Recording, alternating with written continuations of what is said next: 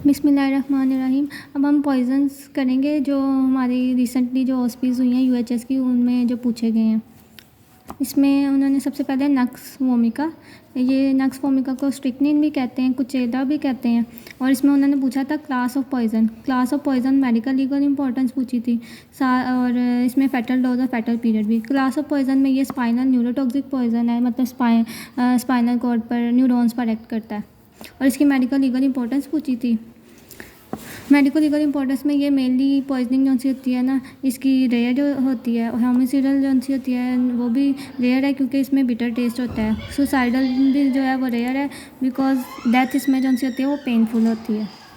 और इसमें जो से ये तभी पॉइजनस होगा जब सीड्स ब्रोकन फॉर्म में देंगे या च्यूड करेंगे इनको, तभी ये पॉइजन होगा, वैसे पॉइजनस होगा, वैसे नहीं होगा। फेटल डोज इसकी क्या है, 1 क्रश सीड 52 या फिर 50 to 30 ग्राम। फेटल पीरियड क्या है, 1 to 2 आवर्स।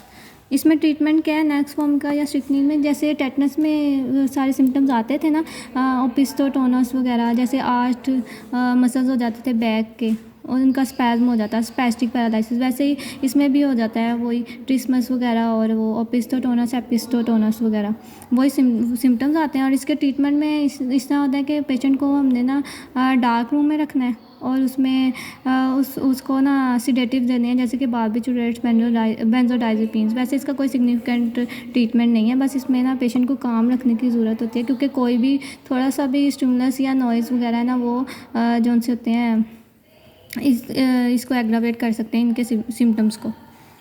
आगे है येलो ओलिएंडर लीव्स, ये कार्डियक पॉइजन्स हैं। इसमें ओलिएंडर जो होता है उसमें येलो भी होता है और एक वाइट ओलिएंडर भी होता है। येलो ओलिएंडर लीव्स पूछा हुआ था, इसकी आइडेंटिफिकेशन आई हुई थी।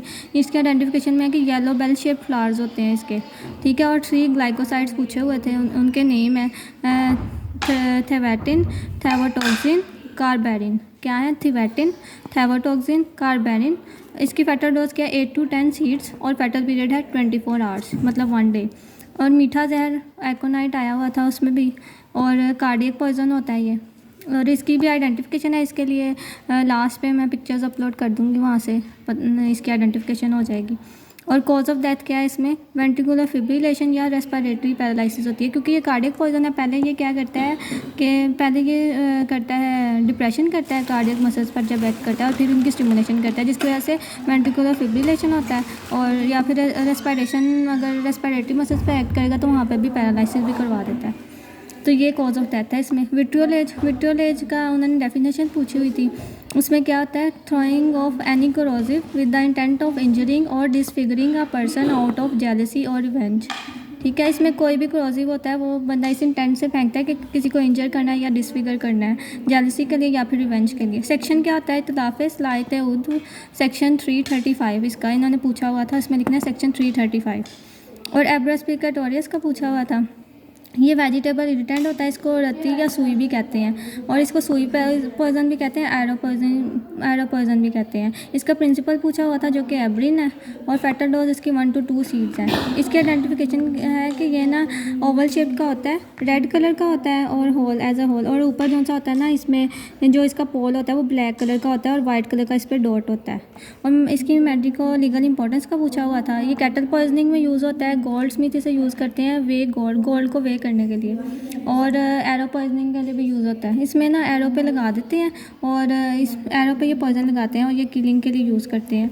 और इंसानों में ये इंसानों के किलिंग के लिए नहीं यूज़ करते, ये कैटल पॉइजनिंग में ही यूज़ करते हैं। जो भी कैटल जो सा होता है यूज़लेस होता है, उसमें क्या होता है कि सुई पे ये इंजेक्ट करते हैं और वो कैटल में डाल देते हैं।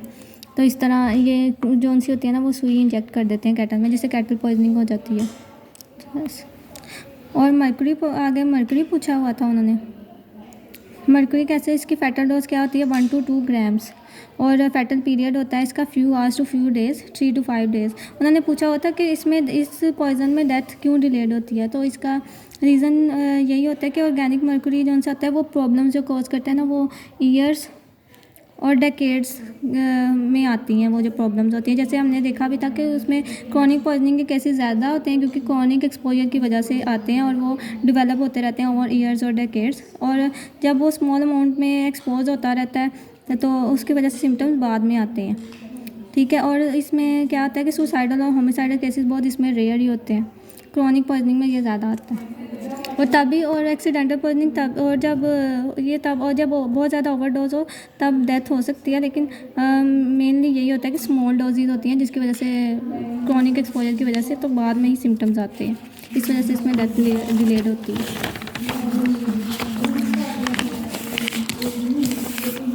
और नेक्स्ट है वाइट ओलिएंडर।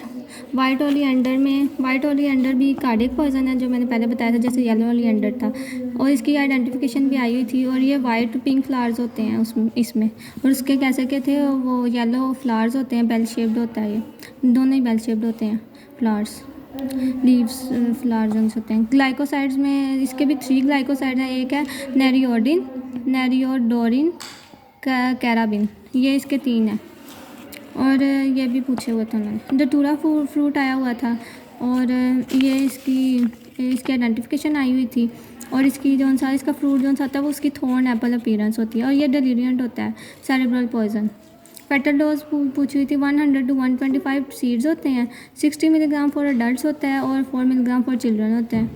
फेटल पीरियड जो होता है इसका, डेथ विद इन 24 आवर्स हो जाती है। रेयर लोड पॉइजन दतूरा को कहते हैं, ये भी पूछा हुआ था उन्होंने। और ये क्यों उसे कहते हैं, क्योंकि ये स्टूपीफाइंग पॉइजन है, और रॉबरी, रेप और किडनैपिंग के लिए यूज़ किया जाता है, मेनली रेलवे रोड्स वगैरह पर, रेलवे लाइंस पर। और नेक्स्ट है वाइपर स्नेक वेस्कुलर टॉक्सिक होता है।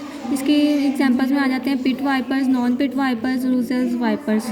और साइंस और सिम्टम्स, इसके साइंस और सिम्टम्स पूछे हुए थे उन्होंने, क्या होते हैं। इसके 2 फैंग मार्क्स होते हैं इंजेक्शन साइट पर, और इंटेंस लोकल पेन,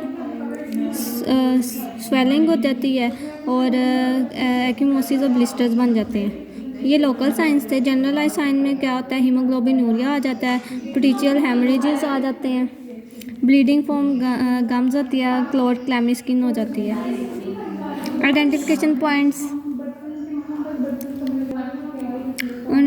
इसमें आइडेंटिफिकेशन पॉइंट्स क्या है, हेड ट्रायंगुलर होता है इसका, प्यूपिल्स वर्टिकल होते हैं, फैंग्स इसके लॉन्ग, मूवेबल और कैनलाइज्ड होते हैं। नेक्स्ट है मार्किंग नट को सेमीकार्पस एनाकार्डियम भी कहते हैं, ये वेजिटेबल इरिटेंट होता है। फेटल डोज क्या है इसकी, 10 ग्राम ऑफ जूस, इसका जो जूस होता है उसका 10 ग्राम। मेडिको लीगल इंपॉर्टेंस क्या होती है, ये use by washerman as marking ink on clothes, ठीक है, वॉशरमैन इसे यूज़ करते हैं इंक, क्लॉथ्स पर इंक लगाने के लिए, ठीक है। आर्टिफिशियल ब्रूज के लिए भी बनाने के लिए भी ये यूज़ होता है, और क्रिमिनल अबॉर्शंस में भी यूज़ होता है, विट्रियल एज के लिए भी यूज़ होता है, और कोएक्स से ना सिफिलिस के ट्रीटमेंट के लिए यूज़ करते हैं, जिसकी वजह से एक्सीडेंटल पॉइजनिंग हो सकती है। नेक्स्ट आ जाता है ऑक्सैलिक एसिड का वाइट पाउडर होता है, ये ऑर्गेनिक एसिड होता है, ठीक है। इसके सोर्सेज पूछे हुए थे। नेचुरल सोर्सेज में क्या आ जाता है, स्पिनच, बीट्स, स्वीट पोटैटोज, ठीक है। और इन्होंने पूछा था स्टोमक जो सा होता है वो रेडेंट क्यों हो जाता है इस पॉइजनिंग, ऑक्सैलिक एसिड पॉइजनिंग के केस में, क्योंकि ये ना बर्निंग करता है स्टोमक की, इस वजह से। उसके बाद इमीडिएट कॉज ऑफ डेथ इसमें क्या होगा, इसमें होगा शॉक। जब पॉइजन लार्ज डोजेस में देंगे तो वो रैपिडली अब्जॉर्ब हो जाएगा गट से, और वो शॉक करवा देगा, जिसकी वजह से इमीडिएट डेथ हो जाएगी।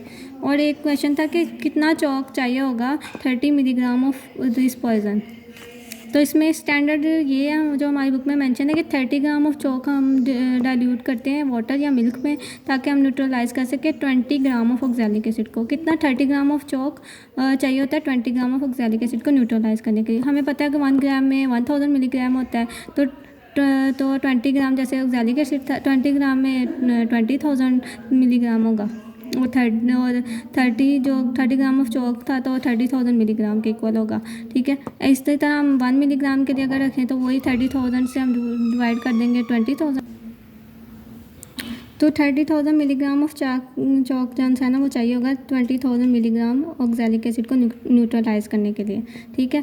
तो इसी तरह हम 1 मिलीग्राम के लिए अगर फाइंड करें तो 20,000 को डिवाइड कर देंगे तो हमारे पास आ जाएगा, फिर हमारे पास 3/2 आ गया। और 30 मिलीग्राम ऑफ ऑक्सैलिक एसिड उन्होंने पूछा हुआ था कि उसको न्यूट्रलाइज करने के लिए कितना चॉक चाहिए, तो वही हम 30 से मल्टीप्लाई कर देंगे तो 30 × 3 90 हो जाएगा, 2 से डिवाइड करेंगे तो 45 मिलीग्राम ऑफ चॉक आ जाएगा। ये इसका आंसर है।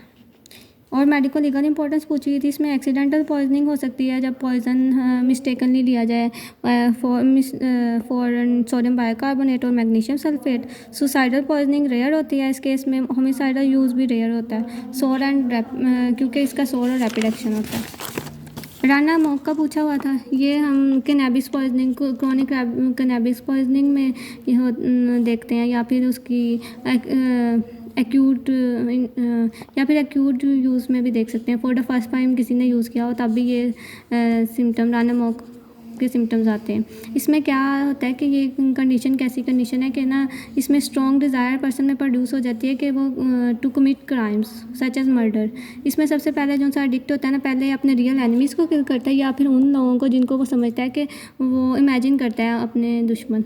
तो फिर उसके बाद वो उन लोगों की बारी आती है जो भी उसके रास्ते में आते हैं, और लास्ट पे वो या फिर सरेंडर कर देता है या फिर सुसाइड कर लेता है। पैरासीटामोल पॉइजनिंग का आया था, इसकी फेटल डोज थी 20 टैबलेट्स, और पोस्टमार्टम साइंस में ना येलोइंग ऑफ द स्किन हो जाएगी, साइंस ऑफ जो कि साइंस ऑफ जॉन्डिस होते हैं। क्योंकि इस येलोइंग ऑफ स्किन इसलिए भी होगी क्योंकि इसकी ना जो 4 स्टेजेस होती हैं इस पॉइजनिंग की। फर्स्ट स्टेज में एनोरेक्सिया वगैरह हो जाता है और वॉमिटिंग आती है और पेन होती है, एपिगैस्ट्रिक पेन।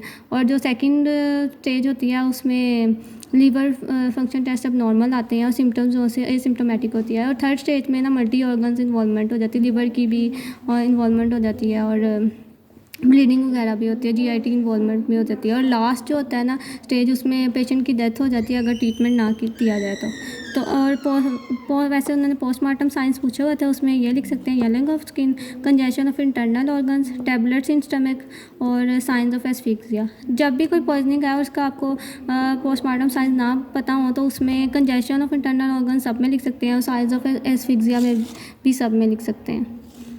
तो बस इतना ही था। Thank you.